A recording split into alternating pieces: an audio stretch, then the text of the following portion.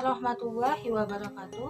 Perkenalkan, kami dari kelompok 3. Di sini kami akan mempresentasikan materi mengenai pengertian pasar bisnis dan perilaku pembeliannya. Saya Nanda Oktariani sebagai pemateri pertama. Di sini saya akan menjelaskan terlebih dahulu materi mengenai pasar bisnis. Pasar bisnis atau business market adalah semua organisasi yang membeli barang dan jasa untuk dipergunakan dalam memproduksi produk atau dengan tujuan dijual lagi atau disewakan kepada pihak lain dengan tujuan untuk mengambil keuntungan.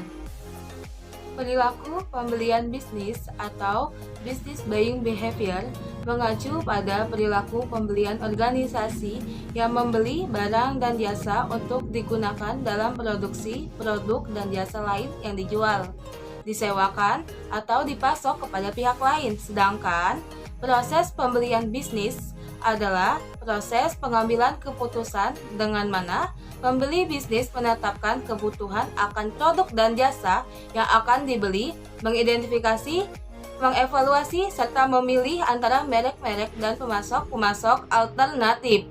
Perusahaan yang menjual kepada organisasi bisnis lain harus sebaik-baiknya memahami perilaku pasar bisnis dan perilaku pembeliannya. Pasar bisnis terdiri dari semua organisasi yang membeli barang dan jasa untuk dipergunakan dalam memproduksi produk dan jasa mereka sendiri atau dijual kembali kepada orang lain.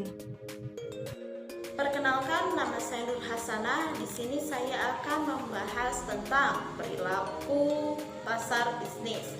Perilaku pasar bisnis adalah pola kebiasaan pasar meliputi proses mental, pengambilan keputusan, serta kegiatan fisik individual atau organisasional terhadap produk tertentu dan konsisten selama periode waktu tertentu. Perilaku pasar bisnis diantaranya yang pertama, pencetus adalah orang yang meminta membeli sesuatu. Yang kedua, pemakai, orang yang memakai barang atau jasa bisa terlibat dalam menetapkan persyaratan produk.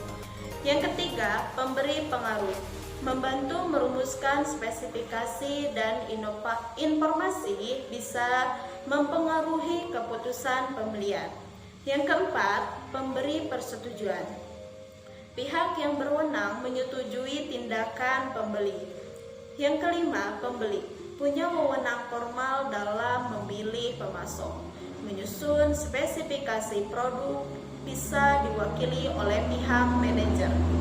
Yang terakhir, penjaga gerbang memiliki kekuasaan dalam menghalangi penjual sehingga informasi bisa tidak diketahui oleh anggota pusat pembelian.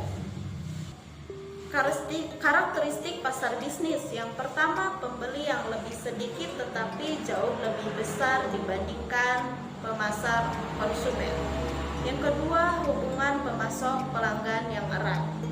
Karena basis pelanggan yang lebih kecil serta pengaruh dari kekuatan yang lebih besar, pemasok sering diharapkan bisa menyesuaikan penawaran merek dengan kebutuhan pelanggan bisnis secara individu. Yang ketiga, pembelian profesional. Barang-barang bisnis sering dibeli oleh agen pembeli yang terlatih yang harus mengikuti kebijakan, batasan, dan syarat pembelian organisasi mereka. Yang keempat, pengaruh pembelian berganda.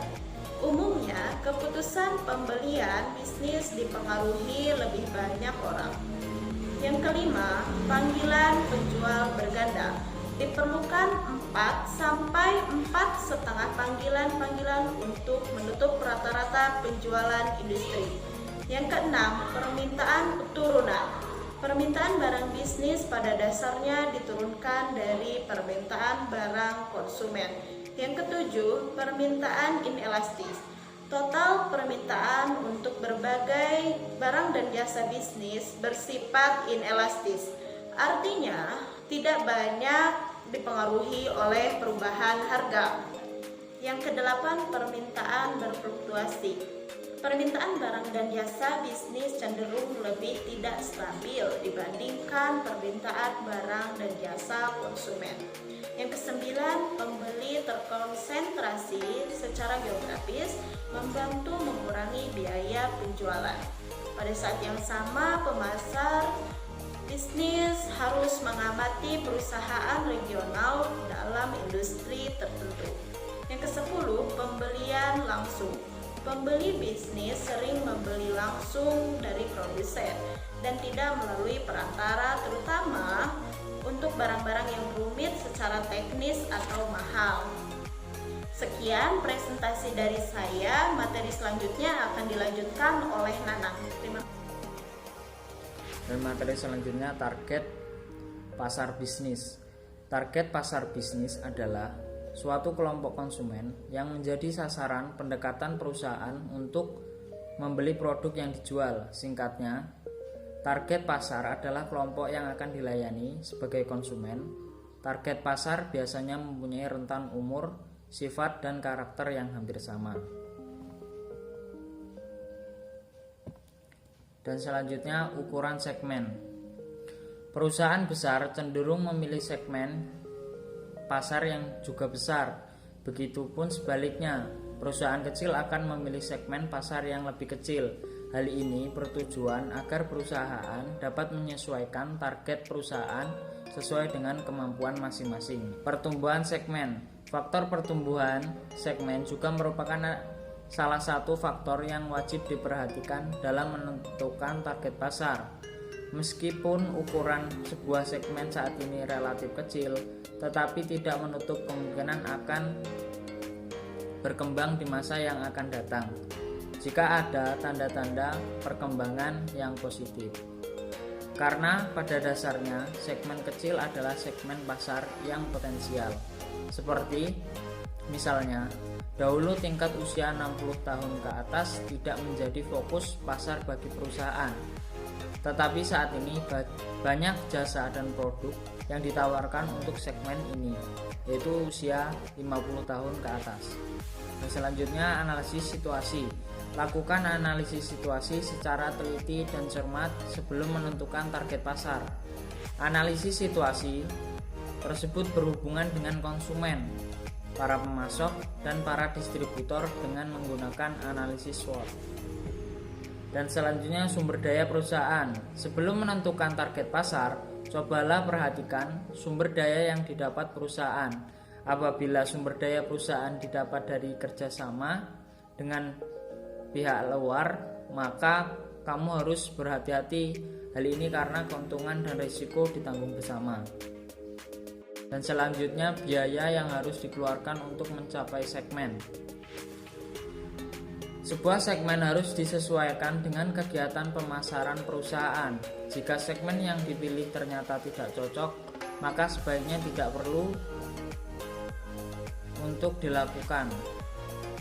Oleh sebab itu, identifikasi mengenai segmen yang akan dituju wajib dilakukan dengan teliti. Banyak contoh segmen yang sempat diperkirakan memiliki potensi besar, namun ternyata tidak seperti yang diharapkan. Sementara perusahaan sudah mengeluarkan biaya yang sangat besar. Kesesuaian tujuan. Setelah segmen pasar ditentukan, sebaiknya perusahaan tetap fokus pada segmen tersebut. Sebisa mungkin, perusahaan jangan beralih ke segmen pasar lain yang tidak direncanakan sebelumnya, karena resiko kerugiannya cukup besar. Dan sekian materi dari saya. Terima kasih. Kesimpulannya, pasar bisnis atau business market adalah sebuah organisasi yang membeli barang dan jasa untuk dipergunakan dalam memproduksi produk atau dengan tujuan dijual lagi atau disewakan kepada pihak lain untuk mengambil keuntungan. Target pasar adalah suatu kelompok konsumen yang menjadi sasaran pendekatan perusahaan untuk membeli produk yang dijual. Singkatnya, target pasar adalah kelompok yang akan dilayani sebagai konsumen. Target pasar biasanya mempunyai rentan umur, sifat, dan karakter yang hampir sama. Baiklah, sekian video presentasi dari kelompok kami. Kami akhiri. Wassalamualaikum warahmatullahi wabarakatuh.